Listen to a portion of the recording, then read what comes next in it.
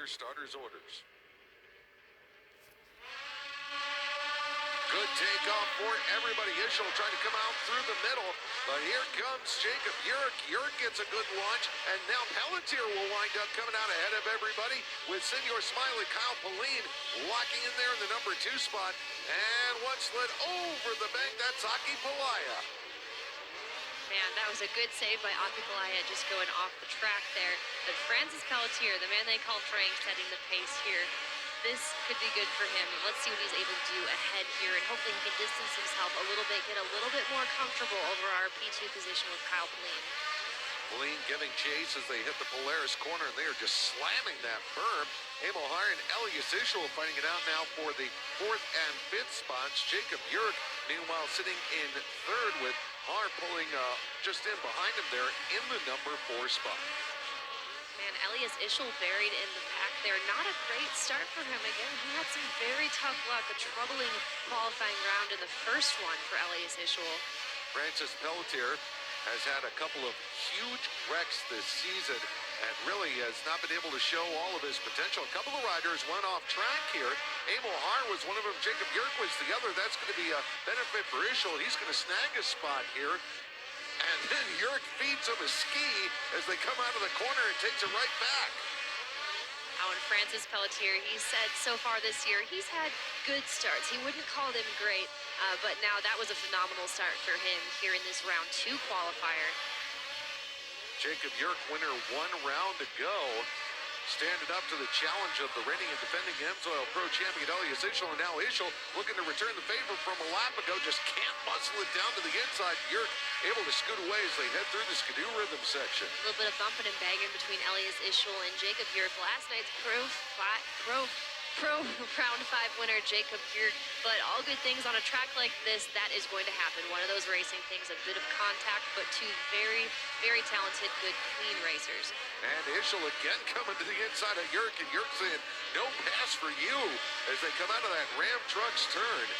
This is definitely elbows up territory on a tough and rough track here tonight in Deadwood. This is a great battle between Jurek and Ischel that we're watching as Pelletier and Pauline continue to run in the top 2 spots. And we talk about Deadwood not being one of the fastest tracks out there, but a track that demands that you be so smooth and consistent. So to be able to do that is one thing, but to do that and be on the defensive to hold off a guy like Elias Ischel, that's no easy feat for Jacob Jurek. So Jurek maintaining the 4th position. Off the track ahead of him by about 2 seconds or so is Emil Haar. You see Emil there just out of the edge of the shot there as he is in 3rd, chasing after Kyle Pauline. Pauline, meanwhile, working his way up toward Francis Pelletier. Kyle Pauline, our 2020 fan favorite rider for Team LaValle, meeting his marks here in this one. He is just 1.103 seconds behind Francis Pelletier. He's closing in, and we still have 4 laps the distance. They barrel through as we check in on Emil Haar, winner in round 1, currently 3rd in this round. Kyle Pauline, he is up on it, throttle out of the Polaris turn. Pelletier blasting up over that big takeoff for that Arctic Cat rhythm section through the U.S. Air Force flyaway. Maintaining that 1 second gap. This will be a massive confidence boost for Pelletier. Most definitely, especially being able to hold off a guy like Kyle Pauline. Of course, Francis Pelletier being one of our pro rookies, he's holding off the veteran that is Kyle Pauline. Many years, his credit here in pro for Kyle. And Pauline, you saw him making kind of a little combo jump there in the middle of the Polaris turn. That's the mark of a veteran. You're looking for those opportunities to gain any advantage whatsoever. Closing in on a couple of laps left to run. Pauline dancing it across the top of the jumps there through the skidoo rhythm section, through the FXR jumps. And again, watch what he'll do here as he tries to double his way over those braking bumps in the Polaris corner and then get right on the power. Let that clutching go to work so he can shoot out of the turn. Francis Pelletier told me yesterday, he said he knows he's had the speed this year.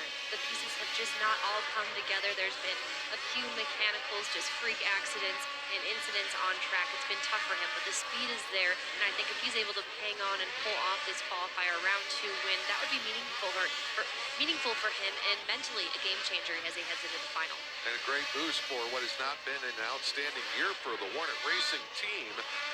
With Rockstar, Makita, and Skidoo, and Pauline went for it there. That may have been his only shot here on the final lap. He tried to jump to the inside of Pelletier, but Francis guns away from him.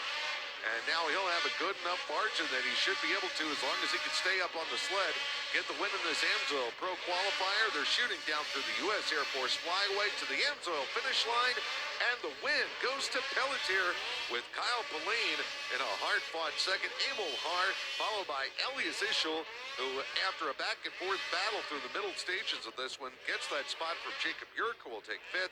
They're followed by